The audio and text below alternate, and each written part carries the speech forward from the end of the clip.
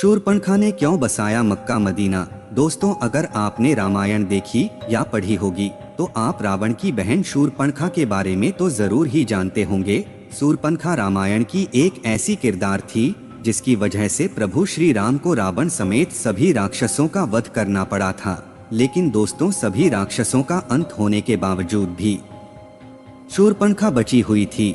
हालांकि रावण की मौत के बाद शूरपणखा का क्या हुआ था, इस बात का कोई खास जिक्र रामायण में तो देखने को नहीं मिलता है। फिर भी कई इतिहासकारों का यह दावा है कि शूरपणखा ने अपने भाई रावण की मौत के बाद इस्लाम धर्म की उत्पत्ति की और मक्का मदीना को बसाने वाली भी शूरपणखा ही थी। कई इतिहासकारों के मुताबिक तो ये भी बताया जाता है कि आज इस दुनिया में मौजूद सभी मुसलमान शूरपणखा के ही वंशज हैं। दोस्तों, भले ही यह सारी बातें आपको एक कहानी की तरह लग रही हो, लेकिन आज के इस वीडियो में हम आपके सामने शूरपणखा के कुछ ऐसे रहस्य से पर्दा उठाने वाले हैं जिन्हें जानने के बाद आप भी दांतों तले उंगलियां दबाने लगेंगे। नमस्कार साथियों, आपका स्वागत है जीके दृष्टि यूट्यूब चैनल के इस नए वीडियो पर। रामायण के अनुसार हमें यह बताया जाता है कि जब रावण ने माता सीता का हरण किया था तो भगवान श्री राम ने माता सीता को आजाद करने के लिए रावण समेत उसके पूरे वंश का नाश कर दिया था।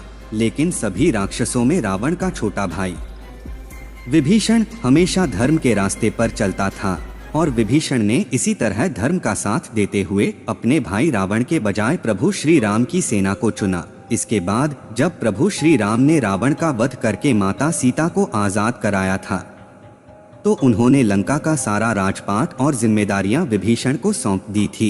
लेकिन उसके बाद शूरपणखा कहाँ गई और आखिर उसका क्या हुआ था, इस बात का जिक्र हमें रामायण के किसी भी पन्ने पर नहीं मिलता है।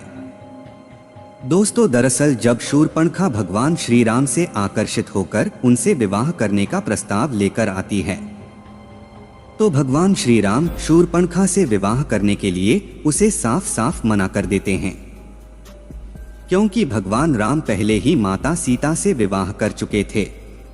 इसके बाद भगवान राम अपने छोटे भाई लक्ष्मण जी की तरफ इशारा करते हुए शूरपणखा से कहते हैं कि अगर आप चाहें तो मेरे छोटे भाई लक्ष्मण से विवाह करने के लिए पूछ सकती हैं। और फिर जब शूरपणखा लक्ष्मण जी के पास विवाह का प्रस्ताव लेकर जाती है तो लक्ष्मण जी भी शूरपणखा के प्रस्ताव को ठुकरा देते हैं।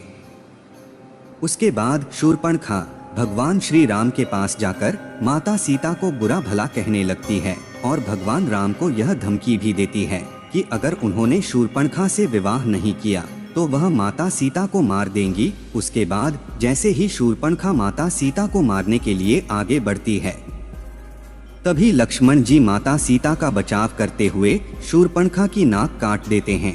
इसके बाद शूरपणखा जब अपनी कटी हुई नाक लेकर भाई रावण के पास जाती है और उनसे सारी बात बताती हैं तो रावण अपनी बहन के इस अपमान को सुनकर बेहद क्रोधित हो जाता है और माता सीता का हरण कर लेता है और फिर भगवान राम रावण को मृत्युदंड की सजा देते हैं।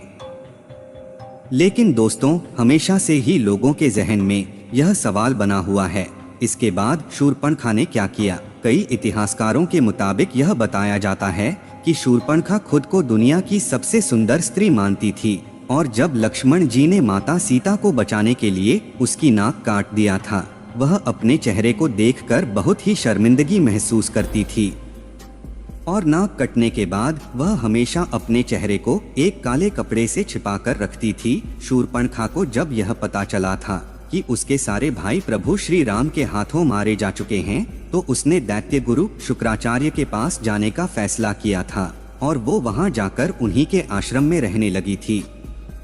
शूरपणखा और शुक्राचार्य दोनों ही राक्षसों के वंश को आगे बढ़ाना चाहते थे, जिसके लिए शुक्राचार्य ने भगवान शिव की कठोर तपस्या की। शुक्राचार्य की तपस्या से प्रसन्न होकर भगवान शिव ने उन्हें असुरों के अमर होने के बजाय वरदान के रूप में एक शिवलिंग दिया और यह भी बताया कि जिस दिन कोई वैष्णव यानी भगवान विष्णु का अवतार या फिर कोई ऐसा भक्त जो भगवान विष्णु को सच्चे दिल से मानता हो, अगर उसने इस शिवलिंग पर गंगाजल छिड़क दिया तो उसी समय इस दुनिया से संपूर्ण राक्षस जाति का विनाश हो जाएगा। इसके बाद दैत्य गुरु शुक्राचार्य ने भगवान शिव के द्वारा दिए गए इस शिवलिंग को वैष्णव यानी हिंदुओं से दूर रखा और एक रेगिस्तान में स्थापित कर दिया, क्योंकि हिंदू धर्म का हर शख्स भगवान विष्णु को जरूर मानता है। और अगर ऐसे में कोई हिंदू उस शिवलिंग पर गंगाजल छिड़क देता तो दुनिया से संपूर्ण राक्षस जाति का अंत हो जाता।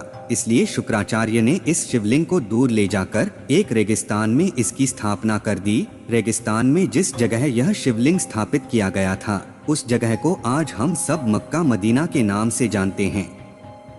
दोस्तों, भले ही ये सारी बातें सुनने के बाद आपको झूठी लग रही हो, लेकिन आपने कई विवादित बयानों में यह जरूर सुना होगा कि प्राचीन काल में यहाँ पर मुकेश व महादेव का एक मंदिर हुआ करता था, जहाँ भगवान शिव का एक शिवलिंग स्थापित था। दोस्तों, ये वही शिवलिंग है जिसे भगवान शिव ने दैत्यों के गुरु शुक्राचार्य को दिया था।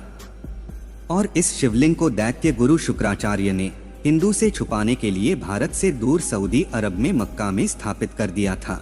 शुक्राचार्य ने इस शिवलिंग को सऊदी अरब में इसलिए स्थापित किया था क्योंकि उन्हें ऐसा लगता था कि यह बात कभी किसी हिंदू को नहीं पता चलेगी और इससे राक्षसों का वंश भी सुरक्षित रहकर आगे बढ़ता जाएगा। आपको बता दें कि दैत्य गुरु शुक्राचार्य ने इस शिवलिंग की सुरक्षा का काम शूर्पणखा को सौंप दिया था। उस समय शूर्पणखा हमेशा ही अपने चेहरे को कपड़े से ढककर रखा करती थी और फिर शूर्पणखा ने अपने वंश को आगे बढ़ाने के लिए कई बच्चों को जन्म दिया, जिसके बाद वही बच्चे आज शूर्पणखा की इस परंपरा को निभाते आ रहे हैं। दोस्तों, हम बात कर रहे हैं मुसलमानों की, क्योंकि आपने जब भी मुसलमान महिलाओं को देखा होगा तो यह गौर किया होगा कि वह हमेशा ही अपने चेहरे को ढक कर रखती है और इसके लिए वह बुर्का पहनती है। मुसलमान महिलाओं के इन कपड़ों में केवल उनकी आंखें ही नजर आती है। शूर्पणखा जब अपने चेहरे को काले कपड़े से ढक लेती थी तो उनकी केवल आंखें नजर आती थी। मक्का मदीना में रहकर ही शूर्पणखा ने अपने वंश को आगे बढ़ाया और नई नई परंपराओं का भी निर्माण किया। दोस्तों, ऐसा बताया जाता है कि द्वापर युग बीत जाने के बाद शोरना घाट के वंशज आज के समय में इब्राहिम धर्म का पालन करते हैं और इस वजह से इस्लाम धर्म में शुक्रवार को एक विशेष महत्व दिया जाता है। इस बात का जिक्र धार्मिक ग्रंथों में भी किया जा चुका है। चलिए एक बात जानते हैं। इस दुनिया का सबसे पहला धर्म सनातन धर्म ही है, यानी कि इस दुनिया में मौजूद हर एक व्यक्ति सनातन धर्म से जरूर ताल्लुक रखता है और हमारे ईश्वर भी सनातन धर्म से ही ताल्लुक रखते थे।